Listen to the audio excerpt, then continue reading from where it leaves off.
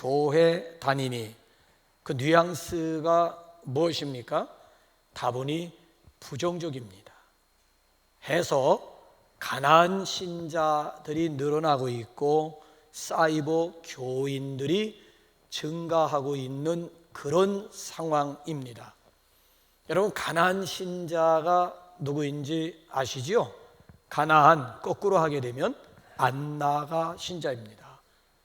교회를 안 나가고 예수 믿겠다라고 하는 그런 종류의 신자들이 코로나 이후를 통해 가지고 굉장히 증가하는 가운데 있습니다. 한때는 기독교 또는 기독교인들이 사랑받고 존경받던 때가 있었습니다. 그래서 옛날에는 이력서 같은데 서류를 쓰다 보게 되면 종교란이라고 하는 것이 있지 않습니까? 그 종교란에 교회도 다니지 않으면서 버젓이 기독교라고 쓰는 사람들이 굉장히 많았습니다.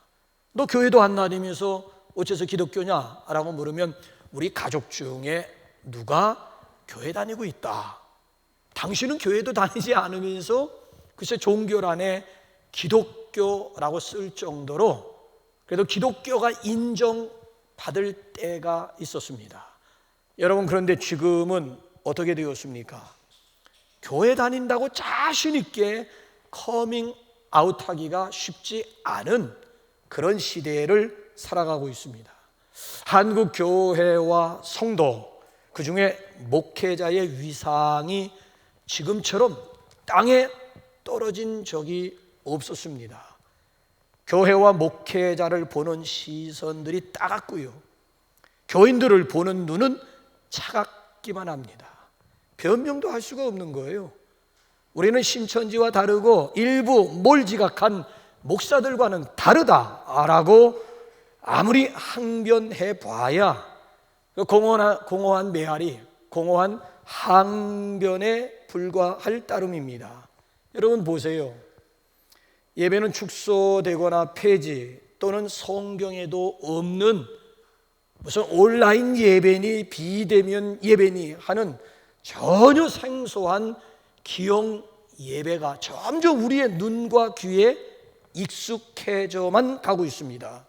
이거 안타까운 일이 아닐 수가 없는 거예요. 교인들은 따로 그렇죠? 피할 자리도 없고요, 목회자들은 할 말이 없어요. 예배를 강요하려니 반사회적인 목사인 것 같고, 또 예배를 쉬라고 하려니 믿음 없는 또 목사 같고, 그럼 당신들 알아서 각자 알아서 하라고 하려니 또 줏대 없는 목사 같은, 그러니까 이러지도 저러지도 못하는 거예요. 이거 예배를 강요할 수도 없고, 코로나 기간이니까 쉬라고 할 수도 없는 거고, 그렇다고 당신들이 알아서 하라고 할 수도 없는 노릇이고, 이러지도 저러지도 못하는 상태를 진퇴양난이라고 하고, 이럴 때 흘리는 땀을 무슨 땀? 진땀이라고 하는 거예요. 제가 지금 그렇다니까요. 진땀만 흘리고 있는 거예요. 지난번에 엠브레인 트렌드 모니터에서 전국에 있는 만 20세에서 59세까지의 남녀 1,000명을 대상으로 해서 설문조사를 실시했는데요, 여러 가지 질문들이 있었습니다. 그 중에 코로나19로 인하여 가장 타격을 많이 받은 종교는 어느 종교인가? 라고 하는 질문에 응답자의 82.1%가 기독교라고 대답을 했습니다. 또 물었습니다. 코로나19로 인하여 이미지가 나빠진 종교는 어디인가? 라고 물었어요. 화면 한번 보세요. 코로나19로 인해서 이미지가 나빠진 종교는 어딘가? 개신교가 63.3%였고 불교는 5.3%였고 캐톨릭이 8.1%. 그러니까 불교나 캐톨릭은 한 자릿수를 기록하는데 기독교는 두 자릿수로 모자라가지고 과반수 이상 63%가 넘는 사람들이 코로나19로 인해 가지고 기독교의 이미지가 완전히 배려버리고 말았다고 응답을 했고요, 또 코로나19 이후 개신교인 이미지는 무엇인가? 라고 물었어요. 코로나19 이후에 개신교인들 이미지가 어떠하냐, 무엇이냐라고 물었는데 뭐라고 응답했는지 한번 보세요. 1위가 저들과는 거리를 두고 싶다, 32.2%였고요. 개신교인들 이중적이다, 30.3%였고요. 사기꾼들 같다라고 하는 것이 29.1%였습니다. 그러니까 저게 각각 지금 무엇을 말해주고 있는 통계입니까? 코로나19로 인해서 기독교가 엄청나게 아주 부정적으로 저들에게 비추어지고 있다라고 하는 얘기지요. 심지어 어느 지역에서는요, 가게라든지 식당 앞에다가 기독교인 사절이라고 써붙였다는 거예요. 우리 가게에는, 우리 식당에는 기독교인들 못 들어온다, 기독교인 들어오지 마십시오, 기독교인 사절이라고 써붙였다는 거예요. 어쩌다가 우리 기독교가 이 모양이 되었을까요? 여러분도 보셨겠습니다마는 국민의힘 당원 중에 청년 당원이 이 땅에 하나님의 통치가 이루어지게 하소서라고 하는 말을 했다가 언론의 몰매를 맞은 적이 있습니다. 국민의힘 당조차 당장에 그런 청년 당원을 그대로 제명해버리고 말았습니다. 절제 세상에 웃음거리가 되어버리고 만 거예요. 하나님이 통치 한마디 했다가 언론의 몰매만 맞을 뿐만 아니라 그 조직에서 아예 그냥 쫓겨날 뿐만 아니고 세상에 웃음거리가 되어버리고 말았어요. 이것이 지금 기독교, 아니 개신교의 현 주소라고 하는 이야기예요. 한마디로 참담함 그 자체라고 말씀을 드릴 수가 있습니다. 아니 글쎄, 교회 다니는 분들이, 젊은이 특별히 어린 아이들조차도 교회 다닌다는 것이 부끄럽다라고 생각을 하고 있어요. 아니 교회 다니는 분들이 글쎄 교회 다니는 걸 스스로가 부끄럽게 생각하는 교인들이 상당히 많이 있더라고 하는 이야기예요. 그동안 우리 교회 성장, 교회 부흥과 함께 교회 안에는 성공주의, 물량주의라고 하는 것이 그대로 물밀듯 밀려 들어왔습니다. 그래서 여러분 보세요. 세계 대형교회 10개 가운데 과반수 이상이 바로 한국에 있다. 세계의 가장 큰 대형교회 10개 가운데 과반수 이상이 바로 대한민국에 있다라고 하면서 얼마나 기고만장했는지 모릅니다. 영적인 막 우월감에 도취된 나머지 스스로가 세상에 대해서 담을 쌓기 시작, 거리감을 두기 시작한 거예요. 세상에 대해서 무관심하기 시작하게 된 거예요. 자, 코로나19를 통해서 하나님은 복음의 본질로 다시 돌아가라고 준엄하게 말씀하고 있습니다. 코로나 사건을 통해서 다시 교회는 교회의 본질로, 복음의 본질로 돌아가라고 촉구하고 있는 거예요. 돌아가면 다시 일어설 수가 있는 것이고, 돌아가지 못하면 결국은 뭐예요? 유럽장 날 수밖에는 없다라고 하는 이야기예요. 그래서 저는 이 시간 여러분들에게 묻고 싶습니다. 여러분도 교회 다니시는 것이 부끄럽게 느껴지십니까? 여러분 부끄러워하지 마세요.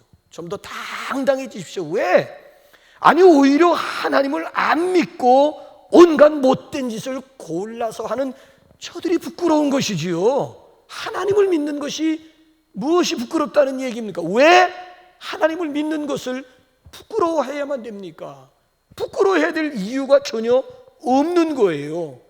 아무리 여러분 오늘 세상이 교회를 향해서 이러니 저러니 해도요, 그래도 교회가 낫습니다. 여러분 아직도 우리나라, 우리 사회가 소돔과 고모라와 같이 무너지지 않으면 드러나지 않는 의인 10사람이 있기 때문이고요, 알곡들이 있기 때문에 그런 거예요.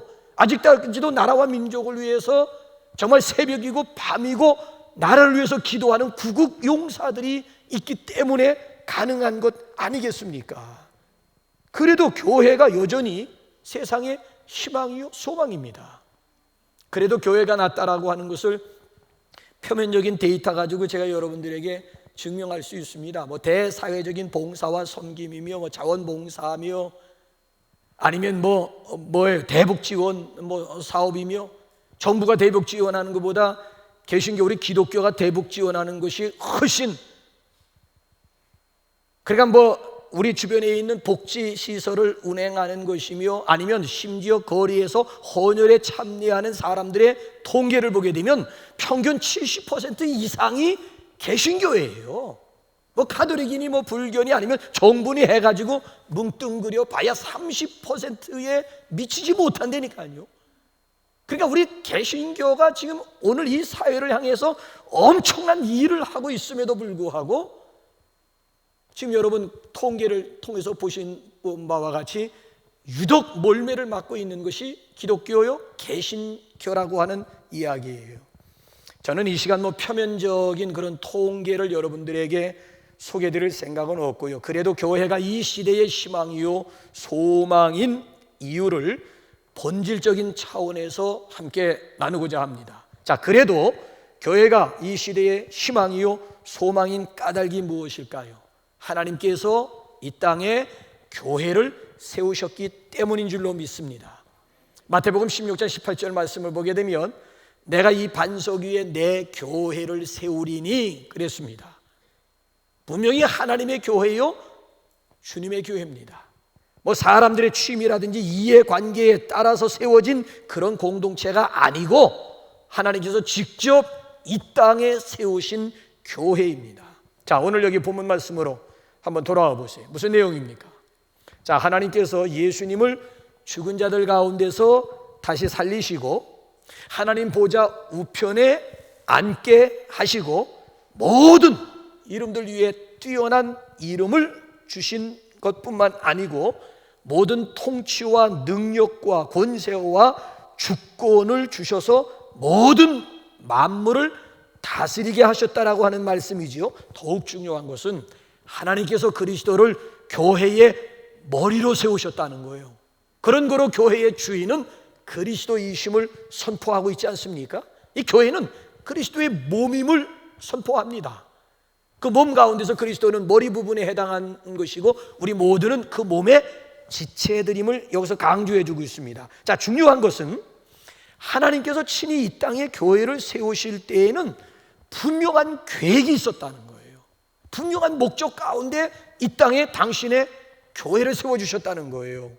자, 하나님께서 이 땅에 교회를 세우신 계획과 목적을 보게 되면 아하, 그래도 교회가 이 세상의 희망이요 소망이로구나 라고 하는 것을 깨닫게 될 것입니다.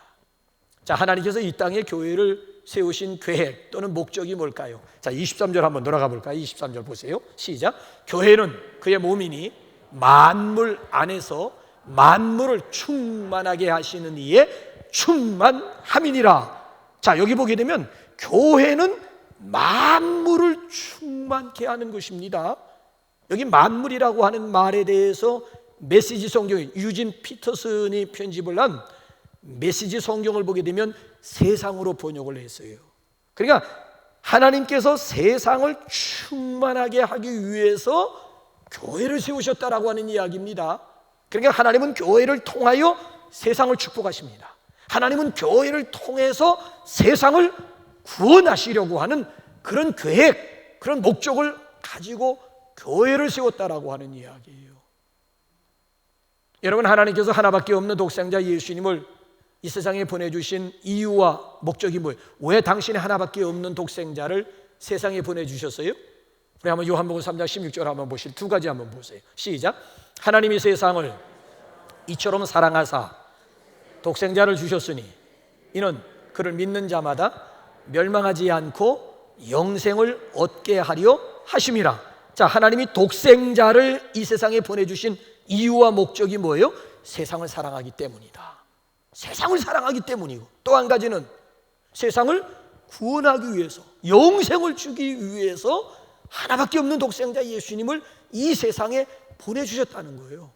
세상을 구원하고 세상에 생명을 주시기 위해서 그 생명도 요한복음 10장 10절 보게 되면 풍성한 생명이에요.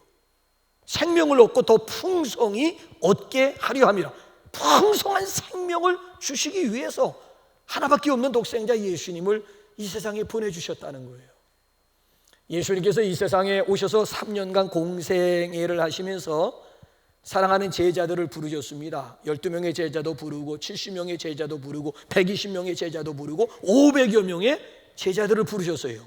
자, 그 제자들을 향해서 뭐라고 말씀하시는가 하면 교회의 정체가 뭐냐, 교회의 사명이 뭐냐를 말씀해 주셨는데, 마태복음 5장 13절 14절 우리 다 같이 한번 읽어볼까요? 시작.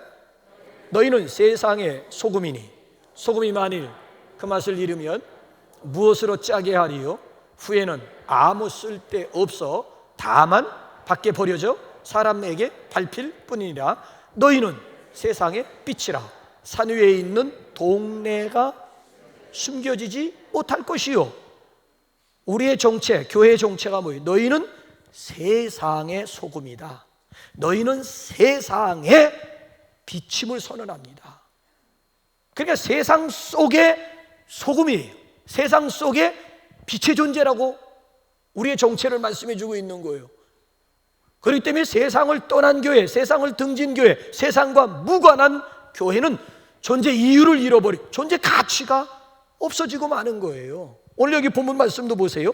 하나님께서 그리스도의 몸으로서 교회를 이 땅에 세워주신 목적은 세상을 충만하게 하기 위한 목적을 가지고 계신 거예요. 그래서 여기 충만이라고 하는 말을 영어 성경을 보게 되면 풀리스로 되어 있습니다만은 현대어 성경을 보게 되면 모든 것을 넘치도록 채워주는 것으로 번역을 했어요. 자, 그렇다면 제가 한번 질문하겠습니다. 과연 오늘의 교회가 세상을 충만하게 하고 있습니까? 세상을 구원하고 있습니까? 세상에 생명을 주고 있습니까? 세상에 희망을 주고 있습니까? 과연 세상 속에서 소금이 되고 있고 세상 속에서 빛이 되고 있는 것입니까? 세상을 향해서 머리 대신 그리스도를 과연 드러내고 있습니까? 이번 여론조사를 한번 보십시오. 한마디로 교회나 기독교인들 밥맛이라는 거야. 그것도 그냥 밥맛이 아니고 왕 밥맛이라는 거예요. 왕 밥맛. 와, 세상 사람들이 눈에 비친 오늘의 교회는 그냥 지독한 집단 이기주의에 불과하다는 거예요. 그러니까 세상과는 전혀 소통이 안 되는 폐쇄된 집단, 그 이상도 그 이하도 아니라고 하는 얘기예요. 결국 길 닦는 교회라기보다는 성을 쌓는 교회가 되어버리고 만 거야. 그 성 속에 스스로 갇혀버리고 만 거예요. 우리 스스로가 자초한 그런 결과라고 하는 얘기예요. 코로나19를 통해서 교회의 민낯이 낱낱이 지금 드러났잖아요. 더 이상 밑바닥까지 다 드러나. 코로나19라고 하는 게 뭔지 교회에 그동안 숨겨졌던, 그럴듯하게 보였던 것, 이제는 민낯을 그대로 다 드러나고 말았어요. 여러분, 이걸 아셔야 됩니다. 복음과 진리에 대해서는 목에 칼이 들어와도 변할 수가 없는 거예요. 타협해서는 안 되는 거예요. 복음의 본질에 대해서는 정말 우리가 목숨을 걸어야 됩니다. 그런데 그 복음과 진리를 전달하는 방법이나 선교에 있어서는 세상과 소통을 해야 되는 거예요. 그러니까 내용과 미닝에 대해서는 변해서는 안 되고 변질될 수도 없지만은 그 내용을 담고 있는 그릇이라든지 방법이라든지 형식이라고 하는 것은 얼마든지 시대에 따라서 바뀔 수가 있어야 된다는 거예요. 세상과 소통할 수가 있어야 된다라고 하는 얘기예요. 여러분 한번 보십시오. 이 두 가지, 이 물과 그릇, 어느 것이 더 중요한 거예요? 내용물이 중요한 거예요? 이 그릇, 내용물을 담고 있는 그릇이 중요한 거예요? 엄격한 의미로 중요한 것은 내용물이 중요한 거예요. 근데 이 내용물을 보존하기 위해서는 시대마다 그릇은 달리할 수 있다는 거예요. 맨 처음에 뭐 놋그릇이 나오고, 그 다음에 사기 그릇 나오고, 그 다음에 스텐 그릇이 나오고, 그 다음에 나무 그릇도 나오고, 그 다음에 질 그릇도 나오고, 그 다음에 본차이나도 나오고, 금 그릇도. 그러니까 시대마다 유행하는, 시대마다 그 시대가 필요로 하는 그릇이, 그릇은 얼마든지 바꿀 수가 있다는 거예요. 그릇을 바꿔줘야 이 안에 있는 내용물을 온전히 보존할 수가 있다는 거예요. 여러분, 우리 몸의 정상적인 온도는 여러분들 들어오실 때 체크하실 때 36.5도가 기준입니다. 37도가 넘어가게 되면 삑삑삑삑 해가지고 입장하실 수가 없습니다. 가서 쉬십시오 라고 하는 메시지가 뜨게 되는. 그러니까 우리 몸의 정상적인 체온은 36.5도인데 우리 몸의 온도를 제대로 유지하기 위해서는 철 따라 옷을 바꿔 입어줘야 되는 거예요. 36.5도를 유지하기 위해서 겨울엔 두툼한 옷을 입어줘야 되고 여름에는 얇은 옷을 입어줘야 우리 몸의 체온을 유지할 수가 있는 거야. 그런데 고집을 부리면서 난 필요 없어, 난 한 가지면 좋게, 사시사철 이 한 가지 옷이면 돼 하면서 한 가지 옷만 계속 입으려고 하면 나도 모르는 사이에 체질이 바뀌어지는 거야. 체질이 완전히 바뀌어지는 거야. 여러분, 몸이 중요한 것입니까? 아니면 옷이 중요한 것입니까? 예? 그동안 우리 한국 교회가 과연 세상과 얼마나 소통하였는가를 코로나19가 지금 묻고 있는 거예요. 코로나19가 대변해주고 있는 거예요. 교회가 지금까지 얼마나 세상과 소통하고 있는가를 코로나19가 지금 대변해주고 있는 거예요. 우리에게 지금 묻고 있는 거예요. 교회가, 오늘 세상 속의 교회가, 세상 속의 소금이 과연 얼마만큼 세상 속에서 소금 노릇을 하고 있느냐라고 하는 것을 코로나가 우리에게 묻고 있는 거예요. 여러분, 한번 생각해 보시기 바랍니다. 혹시 그동안 우리끼리만의 리그는 아니었는지, 우리만의 잔치, 아니면 우리만의 만족은 아니었는지요. 우리에게는 이미 놀라운 하나님의 은혜라고 하는 작품을 통해서 알려진 바 있는 필립 얀시가 그의 책 가운데서 다음과 같은 말을 인용을 했습니다. 교회는 마치 거름과 같다. 거름을 쌓아두면 온 동네에 악취를 풍기지만 거름을 골고루 잘 주면 세상을 풍요롭게 한다라고 하는 아주 멋진 말을 했어요. 여러분, 여름에 거름을 쌓아두는 목적이 뭐예요? 거기에 언제까지 쌓아두고자 하는 그런 목적이 아니잖아요. 쌓아둬서 어느 정도, 그렇잖아요. 이것이 거름이 되게 되면 그 다음에는 논과 밭으로 골고루 뿌려주기만 하면 뿌려진 그 자리를 비옥하게 만들 뿐만 아니라 풍요롭게 만들고 풍성하게 만든다는 거야. 그런데 이 거름을 계속 쌓아두기만 하면 온 동네에 악취를 풍긴다는 거야. 거름을 쌓아두는 목적은 언제까지 그 쌓아두려고 하는 게 목적이 있는 게 아니라 때가 되면 이렇게 각 밭이라든지 각 논에 이렇게 뿌려주기만 하면 있는 곳을 풍요롭게 만들고 풍성하게 만든다는 거예요. 마찬가지입니다. 우리가 한 자리에 모여 있기만 하면, 다시 말씀드리면 그냥 우리끼리 그냥 나 구원 받았네, 너 구원 받았네, 우리 구원 받았네, 할렐루야, 짝짝짝 하면서 우리끼리만 좋아하고 있으면 반드시 그 모임 그 속에는 악취가 날 수밖에 없다는 거예요. 왜? 죄인들이 모인 공동체에 죄인들이 모인 그런 집단인데 거기서 냄새가 안 나는 것이 이상한 것이지 악취가 날 수밖에 없다는 거예요. 여기에 바로 모이는 교회와 흩어지는 교회의 양면성, 모이는 교회와 흩어지는 교회의 사명이 바로 여기에 있다는 거예요. 그러니까 우리가 모여가지고, 그렇잖아요? 하나님을 찬양하면서 경배하고 그 다음에 또 흩어져서 우리 각자가, 그렇죠? 이렇게 건강한 그냥 공동체 가운데서 우리 각자가 흩어져가지고 우리 할 일을 해야 된다는 거예요. 그래서 이 모이는 교회와 흩어지는 교회가 이게 잘 조화를 이루어야 건강한 공동체, 부흥하는 공동체, 특별히 세상을 유익하게 만드는 공동체가 될 수가 있습니다. 그래서 어쩌면 우리 한국 교회가 지금까지는 모이는데 집중했는지도 몰라요.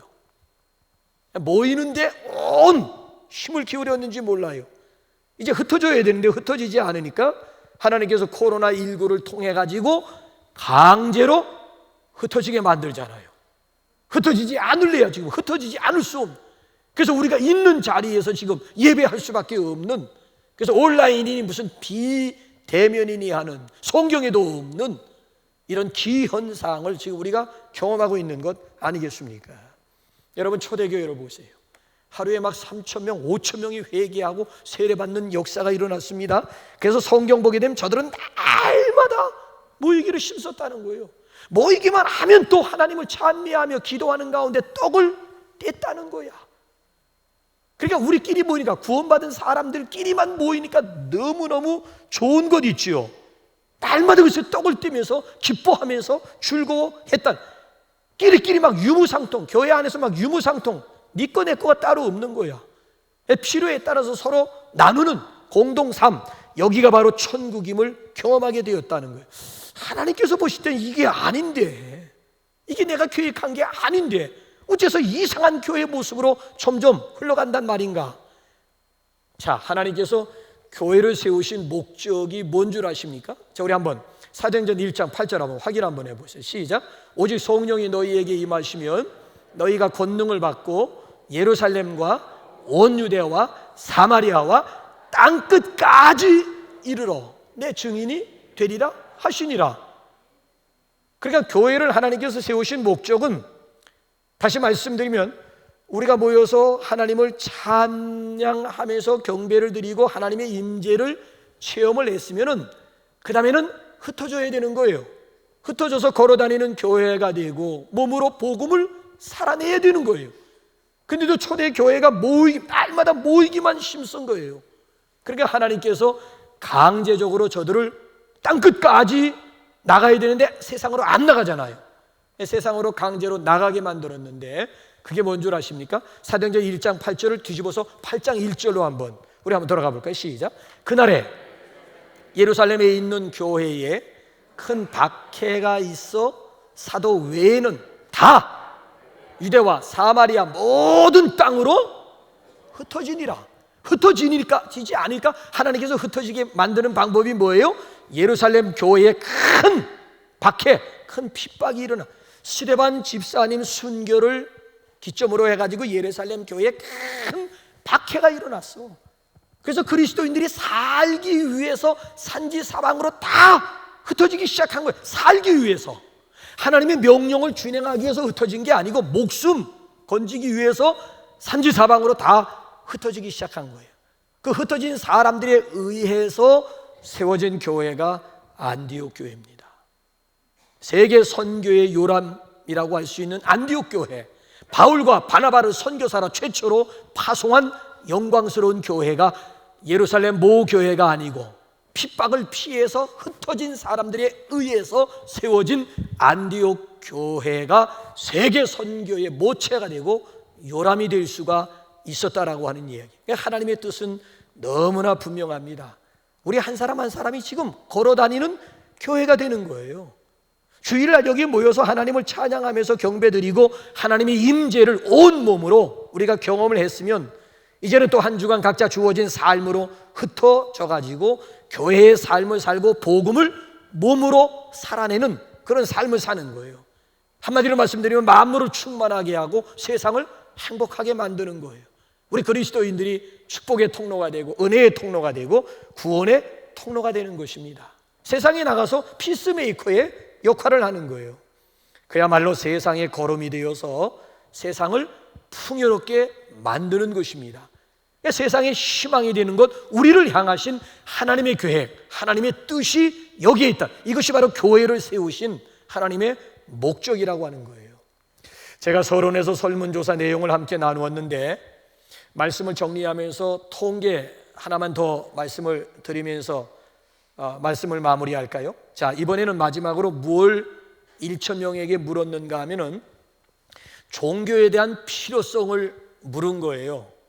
자, 질문이 뭔가 하면, 힘들고 지친 현실에서 종교의 역할은 더욱 중요하다고 생각하느냐라고 하는 질문에 대해서 yes, 65.2%가 힘들고 지친 그런 현실에서 종교의 역할은 더욱 중요하다라고 65.2%가 응답을 했고요. 또 한 가지, 사회가 불안할수록 종교를 믿는 사람들은 늘어날 것 같으냐라고 하는 질문에 yes, 60%였어요. 그러니까 이 사회가 불안할수록 종교를 믿는 사람들은 점점 늘어나게 될 것이다 라고 응답을 했어요. 그러니까 서론의 내용과는 완전히 이율 배반적인 그런 모습 아닙니까? 종교에 대해서 굉장히 막 부정적으로 보고 있으면서도 여전히 여기 보면 종교에 대한 기대감이라고 하는 것은 점점 높아지고 있더라고요. 종교에 대해서는 부정적으로 생각하고 있으면서도 종교에 대해서는 여전히 그 기대감이 있어요. 그 기대감이라고 하는 것은 점점 높아지고 있더라는 거예요. 그래서 마틴 로이드 존스 목사님 같은 경우에는 이런 말을 합니다. 지금은 노래할 때가 아니고 울어야 할 때다. 지금은 노래할 때가 아니고 울어야 될 때다. 여러분들은 울어보신 지 얼마나 되셨습니까? 내가 하나님과의 관계가 좀 멀어지는 것 같아서 안타까워하면서 울어보셨습니까? 내 안에 하나님을 향한 열정이 점점 식어지고 있는 것 같아서 안타까워하면서 울어보셨습니까? 교회가 이 시대에 맛을 잃은 소금 같아서 그것이 너무 안타까워가지고 울어보셨습니까? 여러분 가까이에 있는 사람들 가운데 가난한 신자들을 바라보면서 안타까운 마음 가지고 울어보셨습니까? 세상이 지금 교회를 향해서 돌을 던진다고 막 억울해하고 분노할 때만은 아니에요. 저도 한때는 너무 분노했습니다. 너무 막 억울해서 막 잠을 못 잘 정도였습니다. 왜 이놈의 세상이 온통 교회를 향해서 돌을 던지는가? 세상에 지금 우리나라에 6만 교회가 있는데 6만 교회 중에서 도대체 몇 교회가 지금 코로나 확진이 되었다고 이 난리들을 편단 말인가? 기적인데 이건 생각해보면 이건 기적인데 6만 교회 중에서 한국에 지금 코로나 확진된 교회가 몇 손가락 뜨는 거예요. 도대체 6만 개 교회 가운데서 얼마나 코로나 확진이 되었다는 얘기입니까?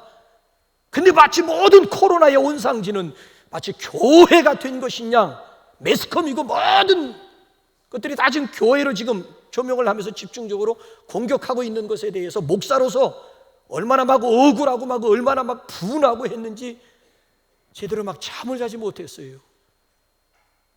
근데 한순간 하나님께서 깨달으면 내가 지금 억울해하고 분노할 때만은 아니다.